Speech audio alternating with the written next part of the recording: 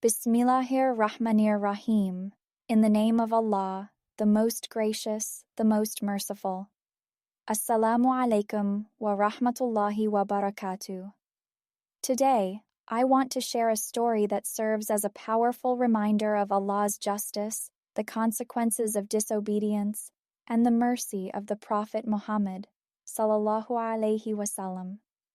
It is the story of the Prophet passing near the ruins of Thamud during the Tabuk expedition, a moment filled with profound lessons for all of humanity. So stay with me until the end.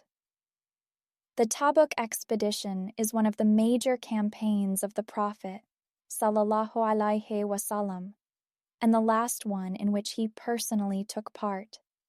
When he received the news that the Caesar of Rome had mustered a large force to crush the power of Islam and was on his way through Syria to invade Medina, he decided to lead the Sahaba to check him on his way. On Thursday the 5th of Rajab, 9 AH, the devoted band marched out of Medina.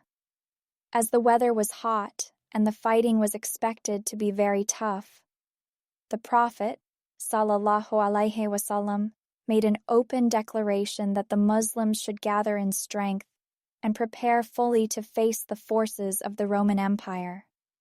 He also exhorted them to contribute towards the equipment of the expedition.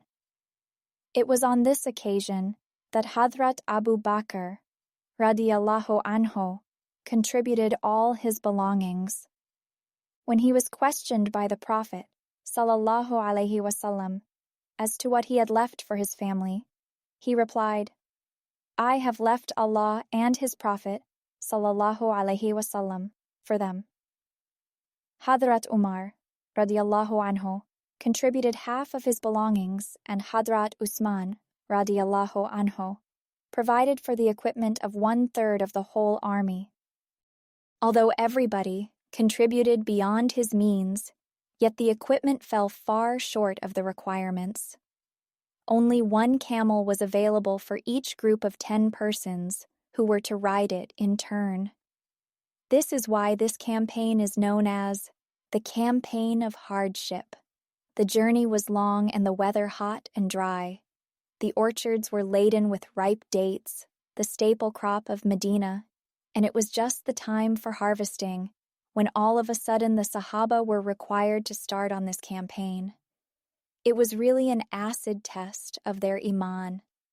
They visualized the long and arduous journey, the scorching heat, the formidable enemy opposed to them, and, to top all, the prospective loss of the year's crop. But they could not even dream of evading the call to arms, and that solely on account of the deep-rooted fear of Allah in their hearts. Except the women, children, who were excusable, those who were ordered to stay behind by the Prophet, Sallallahu Alaihi Wasallam, himself, and the Munafiqeen, nearly everybody joined the expedition. Also among those left behind were such persons as could neither arrange conveyance for themselves, nor was the Prophet, Sallallahu Alaihi Wasallam, able to provide them with any. It is about such people that Allah says in His book, "They turned back with eyes flowing with tears in sorrow that they could not find means to spend." Surah Tawbah, verse 92. Of the true believers, those who stayed behind without any excuse whatsoever were 3 in number. Their story would be presently related. On their way to Syria, when the expedition reached the habitation of Thamud, the Prophet, Sallallahu Alaihi Wasallam, covered his face with his shirt and quickened the pace of his camel. He also instructed the Sahaba to do the same, since that was the scene of Thamud's destruction. They were advised to pass there, weeping and fearing lest Allah should punish them, as He had punished the Thamud.